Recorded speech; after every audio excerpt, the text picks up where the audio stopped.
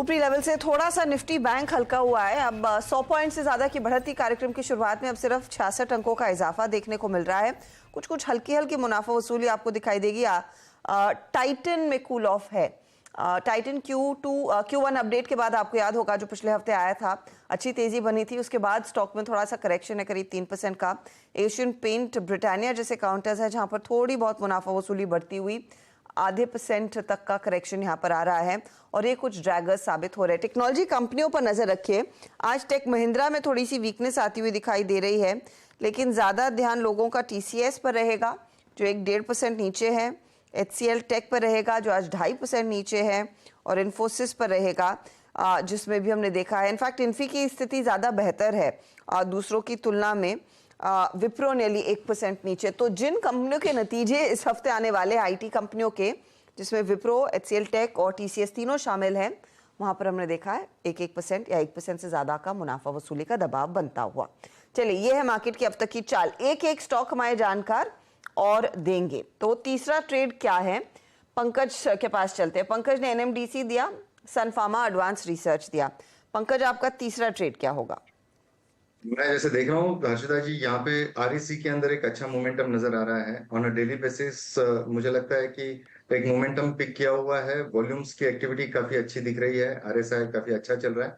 167.40 का भी रेट चल रहा है, 67.40 में। उसको 163 के स्टॉप लॉस के साथ में ट्रेड लेना है 180 के टारगेट्स के लिए। एंड मैं थोड़ा एक चीज एडिशन करना चाहूंगा, अगर जो लोग ऑप्शंस के जरिए ट्रेड करना चाहते हैं तो 170 का ऑप्शन काफी अच्छा लग रहा है। 170 का भी ऑप्शन एक बार दिखा दीजिए, क्योंकि मेंशन किया है इन्होंने। तो 170 का ऑप्शन कहाँ ट्रेड कर रहा है और क्या टारगेट होगा, तो इस पर भी एक व्यू ले लिया जाए। आप कह रहे हैं 170 का ऑप्शन दिखाएंगे प्लीज डायरेक्टर साहब। 170 वाला कॉल, अच्छा वो किसी वजह से हम दिखा नहीं पा रहे हैं, लेकिन 170 का कॉल किस लेवल पर ट्रेड कर रहा है इस समय पंकज? ₹4.40 के करीब अभी ट्रेड कर रहा है। मुझे लगता है कि ₹3 के स्टॉप लॉस के साथ में इसके अंदर ₹7 की और ₹9.50 के टारगेट्स के लिए काम कर सकते हैं। तो ये रफली आप कह रहे हैं कि डबल होने की क्षमता रखता है, जो 440 के आसपास है। 170 वाला कॉल वो भी ले। और इस गेम शो के लिए आप कह रहे हैं करंट लेवल्स पर खरीदा जाए, 180 टारगेट रहेगा, 163 का स्टॉप लॉस लगाना है। यह है पंकज की तरफ से ट्रेड तेजी की तरफ इस समय इन्होंने जो आइडेंटिफाई हमारे लिए किया है। चलिए अब जाते हैं अगले ट्रेड की तरफ। रत्नेश बताइए, प्राज और मजगांव के साथ तीसरा ट्रेड क्या है? मैं वेलकॉम के साथ जाना चाहूंगा। इसने 2009-2010 साल 2009-2010 का ऊपर का आज ब्रेकआउट दिया इतने लंबे कंसोलिडेशन के बाद में। तो मुझे ऐसा लगता है कि इसमें काफी अच्छी तेजी हमको आने वाले दिनों में दिख सकती है। ₹280 का स्टॉप लॉस रहेगा, ₹380 का टारगेट। 380 का टारगेट, 280 का स्टॉप लॉस, 305.80 पर आप खरीदेंगे ये पर्टिकुलर ट्रेड। वेल्सपन कॉर्पोरेशन में एक बाई साइड का ट्रेड इस समय आ रहा है और वेल्सपन कॉप में मैंने नोटिस किया था पिछले हफ्ते भी रुक के खरीदारी आई है, अच्छी तेजी देखने को मिली है। आज फिर करीब ₹15 की बढ़त पर स्टॉक है, 5% के गेंस देता हुआ। अब यहाँ से रत्नेश को भरोसा है कि 380 तक के लेवल्स भी दिखा सकता है। अमित, आपका तीसरा ट्रेड क्या रहेगा? जी, सो तीसरा स्टॉक भी बाय साइड पे रहेगा, NCC limited. NCC limited current market price है 126। ओवरऑल स्ट्रक्चर में काफी इंप्रूवमेंट है NCC लिमिटेड में, और इसमें एक्चुअली देखा जाए तो 3 से 4 हफ्ते के कंसोलिडेशन के बाद रिसेंटली थोड़ा ब्रेकआउट देखने मिला था और रिस्क रिवॉर्ड जो है काफी फेवरेबल है। 126 पे बाई करके इनफैक्ट 122 का स्टॉप लॉस रखना चाहिए और ऊपर में मुझे लग रहा है कि 135 तक की रैली NCC लिमिटेड में आनी चाहिए। 135 तक की रैली यहाँ पर बनती हुई दिखाई देगी। ये फिलहाल आपके लिए NCC पर एक बाय साइड का ट्रेड, स्टॉप लॉस 122 पर, 126-25 के आसपास खरीदना ज़्यादा बेहतर होगा। तो ये फिलहाल आपके लिए ट्रेड आ चुका है, तीसरा वाला। चलिए अब किसको कितने रिटर्न्स बन रहे हैं, ओवरऑल पोजीशनिंग कैसी बनती दिखाई दे रही है, उसका जायजा भी आपके लिए लेकर आते हैं। एक एक करके सभी के पोर्टफोलियो पर नजर डालते हैं। तो अमित का पोर्टफोलियो पहले BEL यानी कि भारत इलेक्ट्रॉनिक्स तेजी करे, 135 का टारगेट है, स्टॉप लॉस 120 का लगाएंगे आप। फिर CSE इन्होंने जोड़ा तेजी के लिए, करीब 82 पर का टारगेट लेकर चलें और 73 का स्टॉप लॉस इन्होंने सुझाया है। NCC में भी तेजी का ही ट्रेड लिया, 135 के आसपास का टारगेट है और स्टॉप लॉस 122 का रखना चाहिए। रिटर्न्स क्या बन रहे हैं तीनों ट्रेड्स में। BEL फ्लैटिश टू पॉजिटिव शुरुआत, 0.04% के रिटर्न्स, 0.12% के रिटर्न्स NCC में। CESC 0.26% थोड़ा सा दबाव दिखा रहा है, ड्रैग कर रहा है।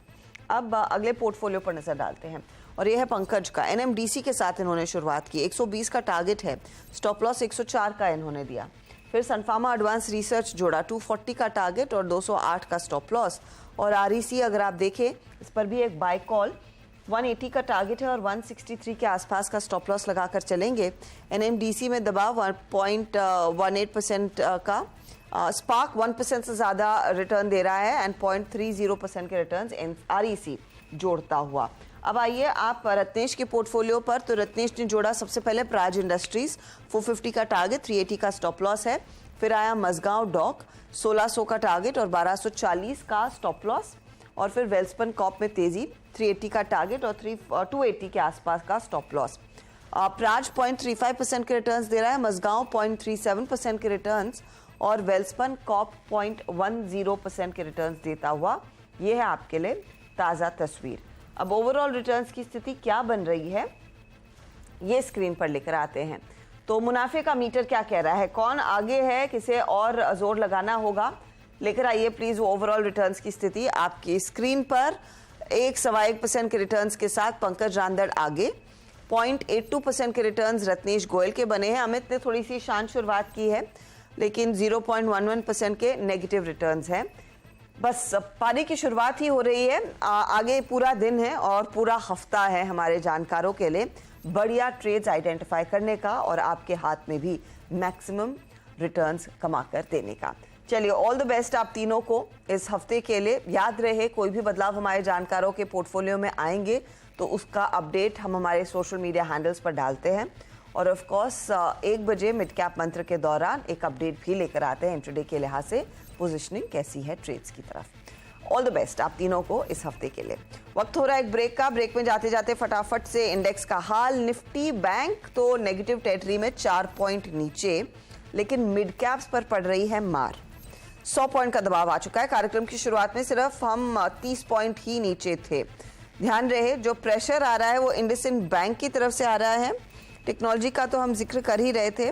निफ्टी बैंक के एक बार कंट्रीब्यूटर्स दिखाएंगे, देखें तो और क्या ड्रैग कर रहा है। HDFC बैंक एकदम शांत है।